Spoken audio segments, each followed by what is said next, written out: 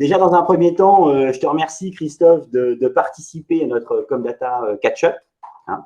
Je suis ravi de m'entretenir avec toi sur la façon dont Fnac Darty a orchestré donc la reprise post-Covid et je voudrais savoir un peu comment cela s'est passé pour vous.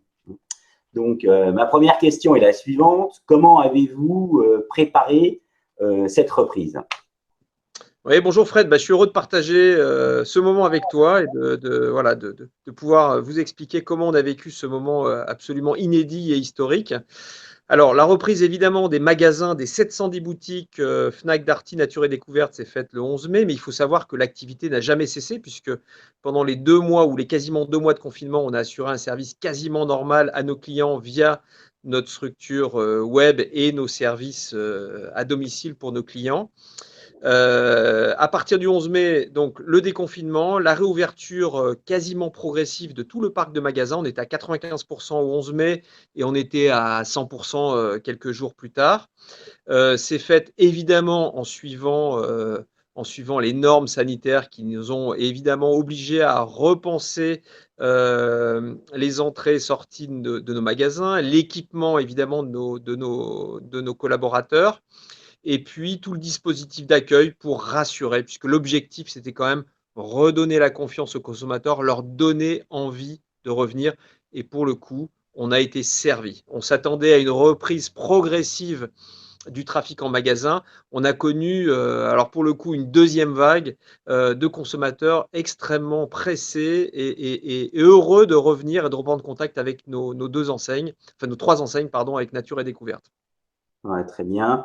Quels ont été les principaux défis auxquels vous avez été confrontés? Alors, évidemment, la situation sanitaire nous a obligés, comme je le disais précédemment, à repenser, déjà assurer la sécurité de nos collaborateurs, redonner confiance aux consommateurs, donc bien leur expliquer la manière dont on allait rouvrir nos magasins. Ça a été le premier point le plus important. Deuxièmement, imaginer une expérience client qui soit digne d'un magasin Fnac ou Darty, donc où on puisse évidemment, parce que quand on vient en magasin, c'est pour avoir des conseils, donc avoir des vendeurs disponibles. Bien C'est sûr. également pouvoir toucher, manipuler les produits. Donc ça a été aussi repensé en fonction des conditions sanitaires. Évidemment, je dois te dire que la partie logistique et approvisionnement a été clé. On parle de 710 magasins, on parle de centaines de milliers de produits, donc il a fallu réagencer, et donc ça a été un travail préparatoire fantastique au niveau approvisionnement logistique. Il fallait rééquiper nos magasins parce que hors de question d'avoir des magasins vides. Et comme tu le sais, le marché a été extrêmement tendu avec les durées d'approvisionnement. Donc je crois que le défi logistique pendant le confinement et après le confinement a été vraiment, je crois, le point d'orgue de cette réouverture. Voilà. Et enfin, il faut penser aussi à une chose, c'est que le confinement a mis en avant, et pour tout le monde d'ailleurs, et pour nous en particulier, l'aspect omnicanal et digital. Et ça, cette tendance, c'est évidemment n'a pas disparu avec le déconfinement. Donc, comment on réimagine des parcours où le client achète sur le web et vient chercher en magasin. Voilà. Donc, toute cette partie-là, et compte tenu des volumes d'affluence qu'on a connus à partir du 11 mai, tout ça, ça nous a obligés finalement à repenser l'expérience consommateur d'aujourd'hui et probablement de demain. D'accord. Et donc, quels ont été les principaux changements de comportement de vos clients alors? Euh, je crois qu'on a connu des choses assez incroyables. On avait des clients, je pense à ces clients Fnac, adhérents Fnac, qui étaient traditionnellement des gens qui venaient flâner, qui venaient en magasin Fnac, pour lequel euh, c'est des gens qui ont toujours acheté à la Fnac, mais dans les magasins.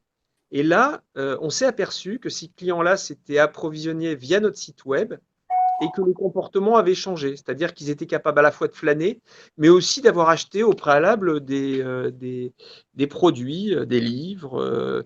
Et donc, il a fallu aussi imaginer pour ces gens-là une communication différente. Voilà. C'est le magasin Fnac s'adresse à eux, mais également le site web leur propose des choses. Donc ça a été un changement qu'on avait évidemment imaginé avec l'explosion du trafic e-commerçant, digital qu'on a connu pendant la crise, mais qu'on a aussi repensé pour nos clients traditionnels magasins.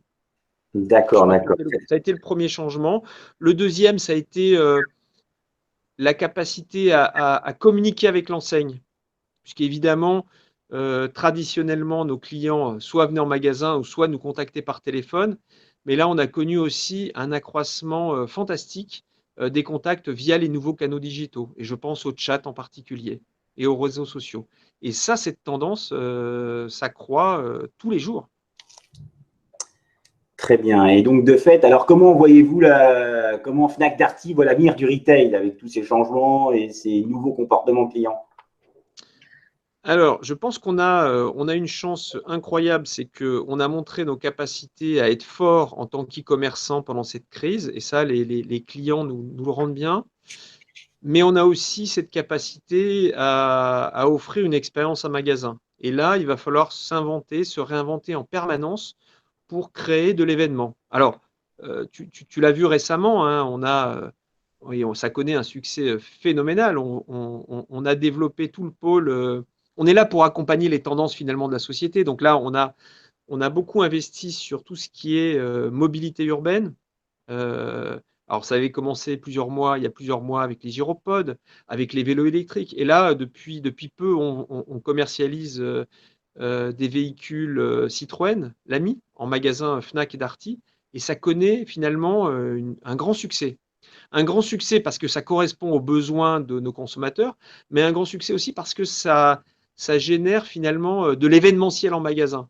Et donc ça, je pense que c'est je dirais, la tendance numéro un. Il faut, quand on a des magasins, créer de l'événement. Il faut que les gens aient des raisons de venir flâner et de découvrir des beaux produits. Donc ça, on est toujours attaché à ça.